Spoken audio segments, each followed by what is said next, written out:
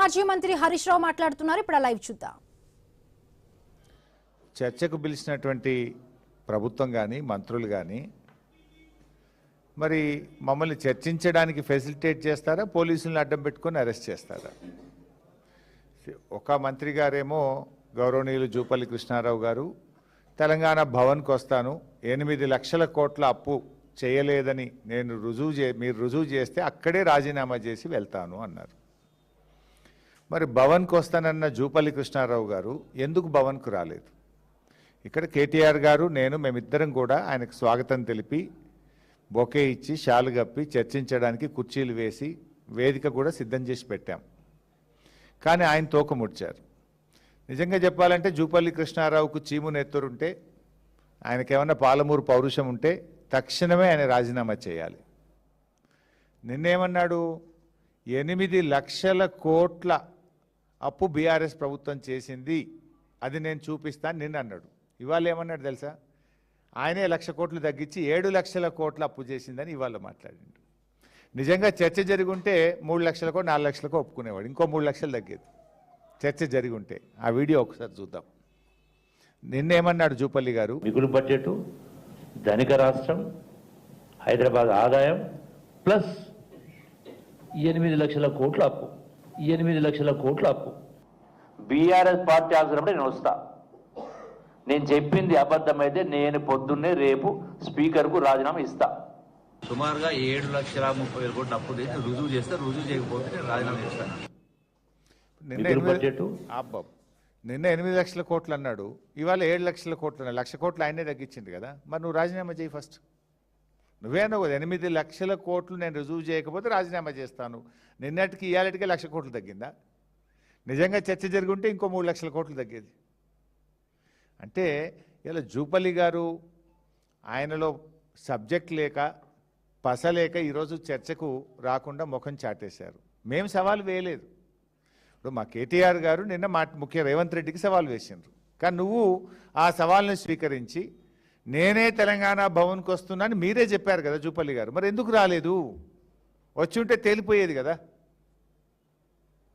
అంటే దీన్ని బట్టి ఇవాళ జూపల్లి కృష్ణారావు గారి దగ్గర విషయం లేక తోకముడిచినారు.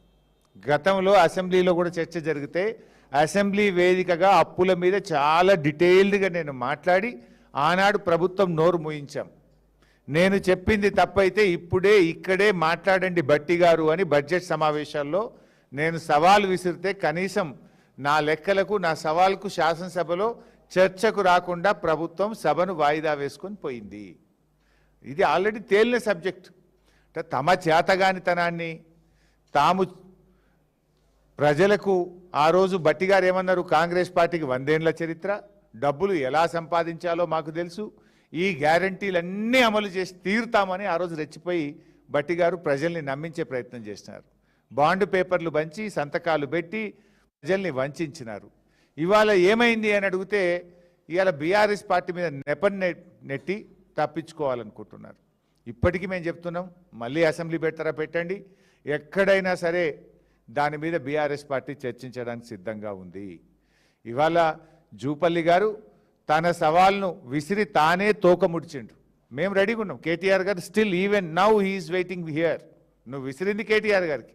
ఇప్పుడు కూడా ఉదయం 10:30 నుంచి ఈ నిమిషం వరకు కూడా మేము భవన్లోనే వెయిట్ చేసినాం. నిన్నెవరు ఆపలేదే. ఇదే జూపల్లి మాట మార్చి లేలే నేను భవన్కు రాను, నేను అమరవీరుల స్తూపం దగ్గర ఉన్నా అంటే కేటీఆర్ గారు కూడా అమరవీరుల స్తూపం దగ్గరికి వెళ్ళడానికి ప్రయత్నం చేస్తే ఆయనను కూడా వెళ్ళనీయకుండా పోలీసులను అడ్డం పెట్టి ఆపినారు. అంటే దీన్ని బట్టి అర్థం కాలేదా? ఇక రెండవ పార్ట్, ముఖ్యంగా ప్రభుత్వ పాఠశాలలు గురుకుల పాఠశాల టెండర్లకు సంబంధించి 2,000 కోట్ల రూపాయల విలువ కలిగిన టెండర్లు జరిగినవి. ఇందులో అవినీతి అక్రమాలు జరిగినవి.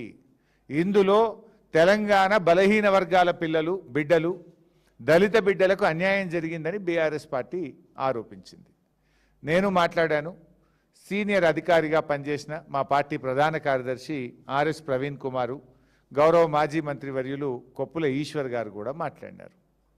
ఈ అంశం మీద చర్చకు సిద్ధమని అనేకసార్లు అనడం, తోకముడ్చడం.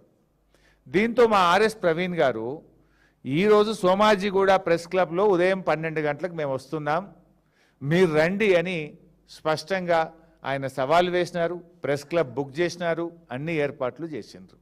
మరి ఎందుకు ప్రెస్ క్లబ్కు రాలేదు? ప్రెస్ క్లబ్కు రాకుండా ట్విస్ట్ ఇచ్చిండ్రు. ఏమని? లేలే ప్రవీణ్ కుమార్ గారు మీతో మేము మాట్లాడడం, హరీష్ రావు వస్తేనే మాట్లాడతాము అని ట్విస్ట్ ఇచ్చిండ్రు. యాక్చువల్గా నాకు ఇవాళ షెడ్యూల్డ్ ప్రోగ్రామ్ నా కాన్స్టిట్యున్సీలో 4-5 ఇంపార్టెంట్ ప్రోగ్రామ్స్ ఉండే. బట్ అయినా మీరు ట్విస్ట్ ఇచ్చినప్పుడు, నన్నే రమ్మన్నప్పుడు ఒక బాధ్యత కలిగిన నాయకుడిగా, ప్రధాన ప్రతిపక్షంగా నా ప్రోగ్రామ్స్ అన్ని క్యాన్సిల్ చేసుకొని మా ప్రవీణ్ అన్నకు ఫోన్ చేసుకొని నేను ఇక్కడికి వచ్చిన. సో కొప్పుల ఈశ్వర్ గారు, నేను, ఆర్ఎస్ ప్రవీణ్ గారు, మేము సోమాజిగూడ ప్రెస్ క్లబ్ పోవాలి. కానీ గౌరవ మంత్రులు కదా, వాళ్ళ మీద ఉండేటువంటి గౌరవంతో 3 మంత్రులు, సరేలే మనకు బేసిజాలు అవసరం లేదు, వాళ్ళు పిలిచిన దగ్గరికే పోదాం, ఏదో మేము పిలిచినాం సోమాజిగూడ, మేము ముందు సవాల్ వేసినాం, ఈడికే రా అని మేము జిద్దుకు పోలే. వాళ్ళు మంత్రులు, చలో గౌరవం ఇద్దాం, వాళ్ళు బిజీ ఉంటారు ప్రభుత్వంలో, వాళ్ళు పిలిచిన కాడికే వెళ్దామని మేము బయలుదేరినాం. బయలుదేరితే మమ్మల్ని, మా కార్లను పోలీసులు ఆపేసినారు. అఫ్కోర్స్ ఇలా నాకు హిట్లరే మార్గదర్శకం అన్న ముఖ్యమంత్రి, ఆయనే హోంమంత్రి, ఇంతకుమించి ఆయన ఇంకేదో చేస్తాడని మేము కూడా ఏం ఆశించట్లేదు. నిజంగా మంత్రుల సవాల్ నిజమే అయితే, ఆ మంత్రులు చర్చకు సిద్ధం ఉంటుంటే మమ్మల్ని పోలీసుల చేత ఎందుకు అరెస్ట్ చేశారు? నిజంగా మీరు చర్చకు సిద్ధం ఉంటే మమ్మల్ని గన్ పార్క్ రానియాలి కదా. మేము మీడియాకు ముందే చెప్పినాం, మంత్రులు మమ్మల్ని గన్ పార్క్ ఆహ్వానించారు. సరే, మేము అన్నకాడికి వాళ్ళు రావట్లేదు కదా, వాళ్ళకి ఈగో ఉండొచ్చు, వాళ్ళు పెద్దలు కావచ్చు, మాకేం అట్లాంటివి లేవు, ప్రజల కోసం, రాష్ట్రం కోసం 2 అడుగులు తగ్గడానికి కూడా మేము సిద్ధమని మేము ఆడికి బయలుదేరినాం. సరే, బయట పోలీసులు అడ్డుకున్నారు. నేను 3 మంత్రులకు నా మొబైల్ నుంచి ఫోన్ చేశాను. పొన్నం ప్రభాకర్ గారికి ఫోన్ చేశాను, అడ్లూరు లక్ష్మణ్ గారికి ఫోన్ చేశాను, హజారుద్దీన్ గారికి ఫోన్ చేశాను. 3 ఫోన్లు రింగ్ అయినాయి, కానీ 3 ఫోన్లు ఎత్తలేదు. మరి మీరు రమ్మన్నారు, మమ్మల్ని ఏమో ఇక్కడ పోలీసులు ఆపుతున్నారు, మీరు కదా ప్రభుత్వం, పోలీసులకు చెప్పండి, మమ్మల్ని అలో చేయండి అని చెప్పడానికి 3 మంత్రులకు ఫోన్ చేస్తే మంత్రులు ఫోన్లు ఎత్తారు. పోలీస్ అధికారులకు చెప్పాం, అక్కడ మంత్రులు పిలిచారు, మేమేమి కొట్లాటకు పోతలేము, లా అండ్ ఆర్డర్ ఇష్యూ అసలే అవసరం లేదు, చర్చకు మాత్రమే వెళ్తున్నాం. మంత్రులే మమ్మల్ని పిలిచారు, మంత్రులు మాకు సవాల్ వేసినారు కనుక దాన్ని స్వీకరించి మేము వెళ్తున్నాం అన్నప్పుడు మరి మమ్మల్ని పంపించాలి కదా. మమ్మల్ని పంపకుండా ఇవాళ మమ్మల్ని అరెస్ట్ చేసి తీసుకుపోయి పోలీస్ స్టేషన్లో పెట్టారు. అంటే దీన్ని బట్టి ఏమర్థమవుతుంది? చర్చకు మీరు సిద్ధంగా లేరు. ఈ టెండర్లలో అవినీతి జరిగింది, ఈ టెండర్ల మీద చర్చ జరిగితే మీ అవినీతి, మీ బండారం బయటపడుతుందని ఇవాళ మమ్మల్ని అరెస్ట్ చేసి మీరు తప్పించుకున్నారు. ఇన్ఫ్యాక్ట్ మేము పోలీస్ స్టేషన్ నుంచి కూడా మీడియా ద్వారా పిలుపునిచ్చాం. సరే, మమ్మల్ని అరెస్ట్ చేసి, అదేం పోలీస్ స్టేషనే, కంచన్బాగ్ పోలీస్ స్టేషన్లో పెట్టారు, రండి అని అక్కడ కూడా కుర్చీ ఏర్పాటు చేసినాం. కంచన్బాగ్ పోలీస్ స్టేషన్కే చర్చకు రండి, ఇక్కడ కూడా మేము చర్చించడానికి సిద్ధం అని మేము సవాల్ విసిరినాం. లేదు, మీ పోలీసులకు చెప్పండి, కంచన్బాగ్ పోలీస్ స్టేషన్ నుంచి మమ్మల్ని మీ పోలీస్ పహారాలో మమ్మల్ని సెక్రటరియట్కి అయినా, గన్ పార్క్ అయినా, అసెంబ్లీకి అయినా తీసుకెళ్ళండి, మేము మాట్లాడడానికి సిద్ధమని మీడియా ద్వారా ప్రభుత్వానికి, పోలీసులకు విజ్ఞప్తి చేసినాం. అయినా మమ్మల్ని వదిలిపెట్టలేదు. అంటే దీన్ని బట్టి ఏమర్థమవుతుంది? ప్రభుత్వం చర్చకు సిద్ధంగా లేదు, ప్రభుత్వం తోక ముడిచింది, పారిపోయింది అని చెప్పి అర్థమవుతా ఉంది. సాటుకు మాట్లాడేందుకు ఎదురుగానే మీడియా సమక్షంలో, ప్రజల సమక్షంలో కుండబద్దలు కొట్టినట్టు కుల్లా మాట్లాడుకుందామంటే ఎందుకు పోలీసులను అడ్డం పెట్టుకొని డ్రామాలు ఆడుతున్నారు? అంటే దీన్ని బట్టి ఇవాళ రాష్ట్ర ప్రజలకు క్లారిటీ వచ్చింది. ఈ ప్రభుత్వం అవినీతికి పాల్పడ్డది కనుకనే, ఈ ప్రభుత్వం చర్చకు సిద్ధంగా లేదు కనుకనే పోలీసులను అడ్డం పెట్టుకొని చర్చ జరగకుండా చేసింది అనేటువంటి విషయం ఇవాళ రాష్ట్ర ప్రజలకు అర్థమైంది. ఇవాళ లక్ష్మణ్ గారు ఒక మాట అన్నారు, మొన్న ఒక మాట అన్నారు, వారం కింద, 2 రోజుల కింద ఒక మాట అన్నారు, ఇవాళ ఒక మాట అన్నారు. సరే, మీలాగా ఆనాడు కాళేశ్వరం ప్రాజెక్టులో జరిగిన పనే 84,000 కోట్లు, 1,00,000 కోట్ల అవినీతి జరిగింది అని మీరు ఆ రోజు మా మీద బురద జల్లారు. ఎన్నికల ముందు లబ్ధి పొందారు. మీరు ఖర్చు పెట్టింది 84,000 అయితే 1,00,000 కోట్ల అవినీతి జరిగిందని ఆ రోజుల్లో మా మీద ఎంత బురద జల్లారో రాష్ట్ర ప్రజలందరికీ తెలుసు. మేము అట్లా బురద జల్లే రాజకీయాలకు మేము చేయదలుచుకోలేదు, చేయము కూడా. ఇవాళ లక్ష్మణ్ గారు ముందేమన్నారు? లేలే, ఈ టెండరే 600 కోట్లదే అన్నారు. మళ్ళీ అదే లక్ష్మణ్ గారు నాలుక గరుచుకొని ఒక వారం తర్వాత లేదా ఇది 1150 1200 కోట్లు అన్నారు. మేమన్నాం 2000 కోట్ల రూపాయల టెండర్లు జరుగుతున్నాయి, దీంట్లో అవకతవకలు జరిగినాయి, దీంట్లో స్కామ్ జరిగింది అని మేమన్నాం. ఒకసారి లక్ష్మణ్ గారి వీడియో చూద్దాం. 683.78 లక్షలకి టెండర్ 683.78 లక్షలకి టెండర్ పిలవడం జరిగింది. ఆ నిబంధనలకు అనుగుణంగానే టెండర్ ఫైనల్ చేసి వారికి ఇవ్వడం జరిగింది. హరీష్ రావు ఒక కామెంట్ చేశారు, తన దగ్గర ఆధారాలు ముఖ్యంగా టెండర్లు సుమారుగా 2000 కోట్ల వరకు అవినీతి జరిగిందని చెప్పి హరీష్ రావు చెప్తున్నారు. మీరు ఏమంటారు? టెండర్ వాల్యుయేషన్ ఎంతండి? 1142 కోట్ల చిల్లర టెండర్.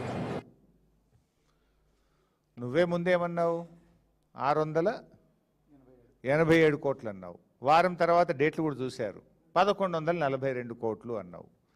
ఇది మూడవ టెండర్. మూడవ టెండర్ ఏంటంటే ఇది మూడవ టెండర్ నోటిఫికేషన్. ఇది ముఖ్యంగా మూడవ టెండర్లో ఇంతకుముందు ఎప్పుడైనా కూడా ప్రొవిజన్స్ అంటే పప్పులు, ఉప్పులు, నూనె, అదేవిధంగా పిల్లలకు అవసరం